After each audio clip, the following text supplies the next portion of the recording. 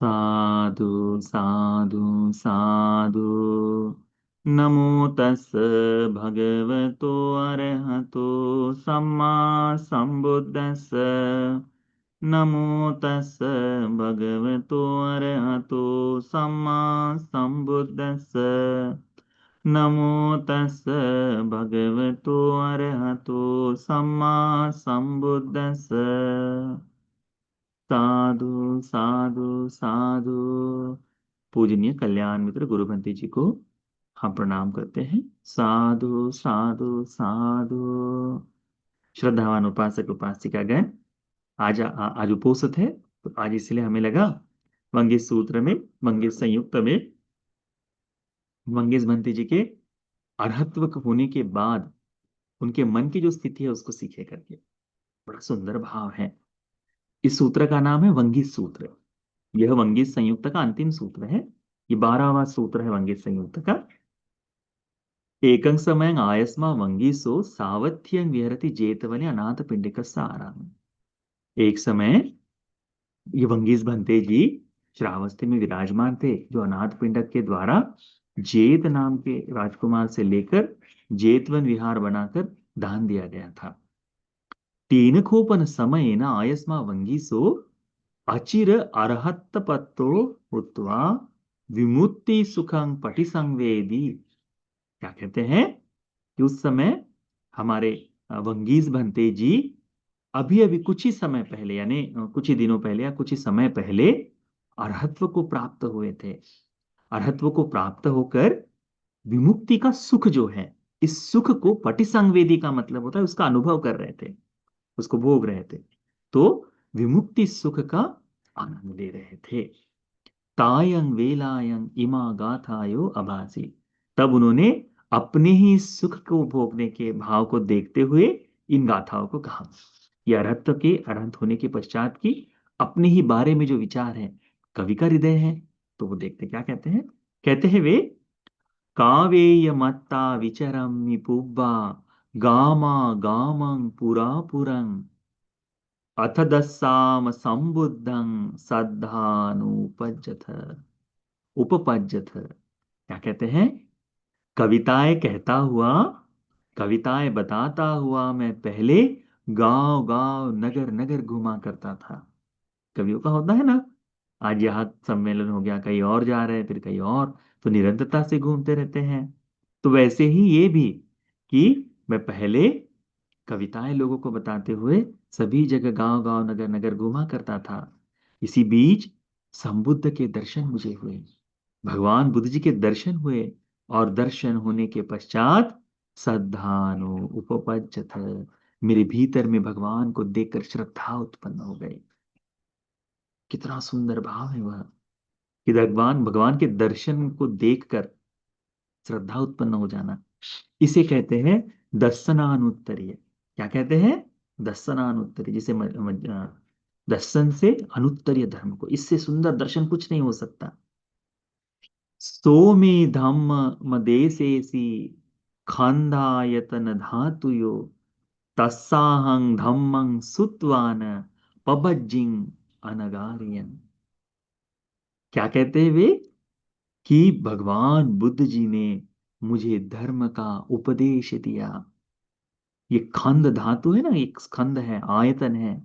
ये सभी धातुओं के प्रति, इन आयतनों के प्रति, इन स्कंदों के प्रति, इन धातुओं का विस्तार भगवान बुद्ध जी ने किया। इन आयतनों का स्वभाव क्या है। हाँ, बूढ़ा होना, बीमार होना, मर जाना, इन धातुओं का स्वभाव क्या है, आयतनों का स्वभाव क्या है। अनित्य, दुख, अनात्म, आज है नष्ट हो जाएगा, अन्य स्वभाव को पकड़ हो जाएगा। इस तरह से भगवान बुद्ध जी ने धर्म का उपदेश किया। तस्साहं धम्मं सुतवाना, ऐसे उत्तम धर्म को सुनकर सत्य को बताया है। तो भगवान बुद्ध जी ने सत्य बताया है कि सब कुछ अनित्य है, अनात्म है, दुख है, और हम इसमें पड़े हुए हैं। इससे मुक्ति का मार्ग शास्त्र बताते हैं, तो मुझे भी इनसे मुक्त होना चाहिए। तो इस धर्म को सुनकर पब्बज्जिंग अनागारियन, घर बार को छोड़कर अनागारिक प्रवज्जा को मैं प्राप्त हुआ। इच्छा हो या नागरिक प्रवज्जा को पाने की।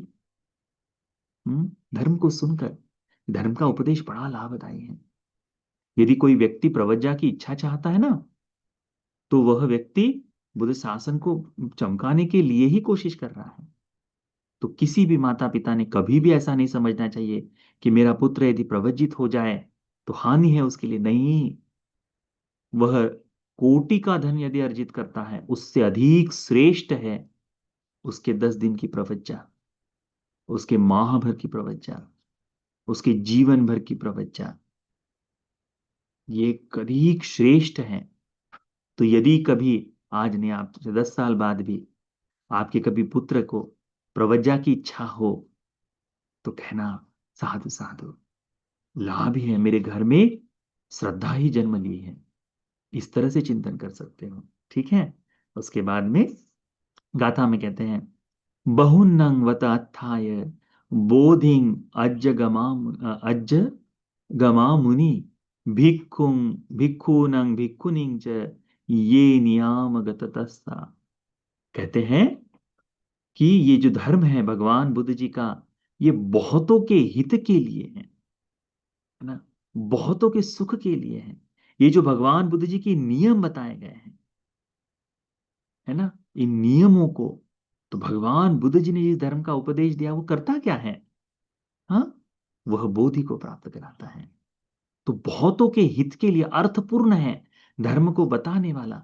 जिन जिन भिक्षु भिक्षुनियों ने इस धर्म का अभ्यास किया है, इस नियमों का अभ्यास किया है, उन बुद्ध को, बुद्ध के धर्म को ही, बुद्ध की शिक्षा को ही पूर्ण किया है, साक्षात्कार किया है। जिन जिन लोगों ने इसका अभ्यास किया है, जो जो भिक्षु इस धर्म का अभ्यास कर रहे हैं, उन्होंने इसको तो अपने सुख के लिए, अपने अर्थ, अपने जीवन को अर्थ प्राप्त कराने के लिए इस बोधि मार्ग का अभ्यास करते हुए उस बुद्ध शासन को पूर्ण किया है ना। स्वागतं वत में आसी मम बुद्धस्य शांति के तिस्सो विद्या अनुपत्ता कथं बुद्धस्य शासन। मैंने भी भगवान बुद्ध जी के पास पहुंचकर, भगवान बुद्ध जी ने जो मुझको अनुकंपा कर स्वागत करते हुए मुझे इस बुद्ध शासन में प्रवज्ञा दी है, तो इस बुद्ध शासन में मैं अंतर्भूत हुआ है। इस बुद्ध शासन में आने के कारण, प्रवज्ञा पाने के कारण, तीनों विद्याओं को पूर्ण कर पाए। तीसो विद्या अनुपत्ता, तीनों विद्याओं को, ज्ञान को मैंने पा लिया है। कथं बुद्धस्य शासन, इस बुद्ध शासन को मैंने संपूर्ण कर लिया है। बुद्ध शासन को संपूर्ण करना यानी क्या? इस बुद्ध शासन का अल्टीमेट गोल क्या है? निर्वाण, मुक्ति, मोक्ष।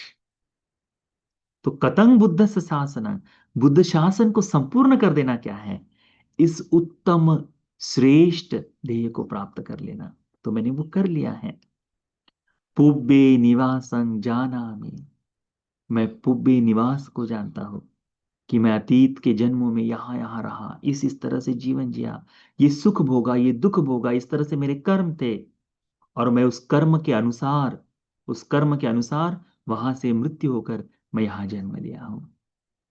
तो कर्म के अनुसार निरय गया देखता है, कर्म के अनुसार सुगति गया देखता है, कर्म के अनुसार देखता है कि मेरा इस तरह का भाव हुआ है करके, ये सारी चीजें देखता है। तो पुब्बे निवासं जाना में, पूर्व पूर्व पुब्बे निवास की ज्ञान को मैंने प्राप्त कर लिया। दिव्य चक्षुं विशोधति, दिव्य चक्षु को भी मैंने पाया है, दिव्य चक्षु को भी पाया है। तीजो अ, तेविजो इद्दिपत्तों में, तीनों विद्याओं के साथ, तीनों विद्या आश्रव आश्रव क्षय ज्ञान जो है, इस आश्रवों के क्षय का ज्ञान भी। तो ऐसे तीनों विद्याओं के साथ मैंने भिन्न भिन्न तरह के रिद्धियों को भी पाया है, साइकिक पावर्स, मैंने उन्हें भी पाया है। चेतो पर्याय कोविदो, अपने चित्त को जानने वाला, चित्त के अंतर्गत हर एक अर्थ को समझने वाला जो भाव है, चित्त को खोल कर देखने वाला है ना, तो दूसरों के चित्त को जानने का परचित्त विजानाति, इसको जानने का, इन सभी चीजों को अच्छी तरह से जानने का ज्ञान मुझ में आ गया है। ये रिद्धियां मुझ में प्राप्त हो गई हैं। क्या कर रहे हैं वंगीस भंते जी? वंगीस भंते जी अपने सारे जीवन का वृत्तांत बता रहे हैं। एक छोटी सी गाथा है, कवि है वंगीस भाते जी। क्या बताते हैं? अरहत्व का प्रकाश कर रहे हैं वो। अरहत्व के प्रकाश के साथ साथ कह रहे हैं कि मैं तो ऐसे ही भटकता रहता था।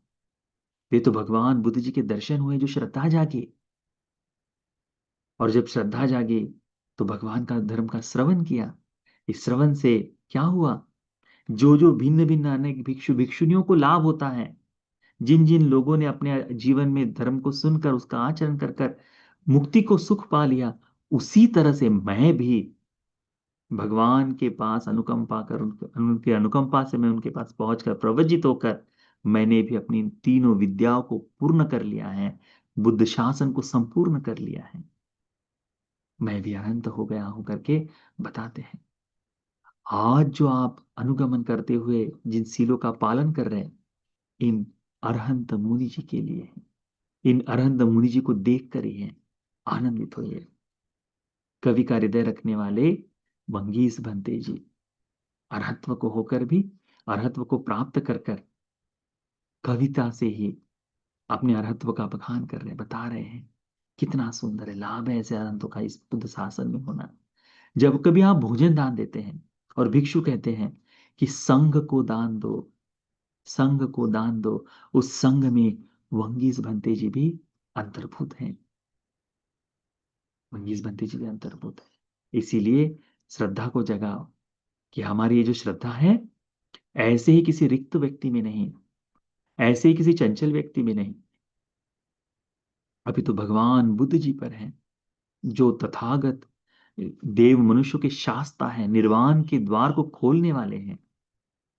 हमारी जो श्रद्धा है, यही जो मुक्ति का अर्थ दिला दे, अपने जीवन को अर्थपूर्ण बना दे, मुक्ति का सुख दिला दे, ऐसे धर्म के प्रति हमारी श्रद्धा है। वंगीस भंते जी जैसे, सारिपुत्त मुगलायन भंते जी जैसे, मंतानी पुत्र पुण्य भंते जैसे अरहंत मुनिगणों के प्रति ये श्रद्धा है। तो ये श्रद्धा हमारी व्यर्थ नहीं है। इस श्रद्धा का सृजन करो, श्रद्धा का अच्छी तरह से इस्तेमाल करो। ठीक, ये सूत्र का उपदेश आपको इन तीरत्नों के प्रति श्रद्धा को मजबूत बनाने के लिए, धर्म मार्ग पर चलने के लिए, चार आर्य सत्य के बोध के लिए उपकारी हो जाए। साधु साधु साधु।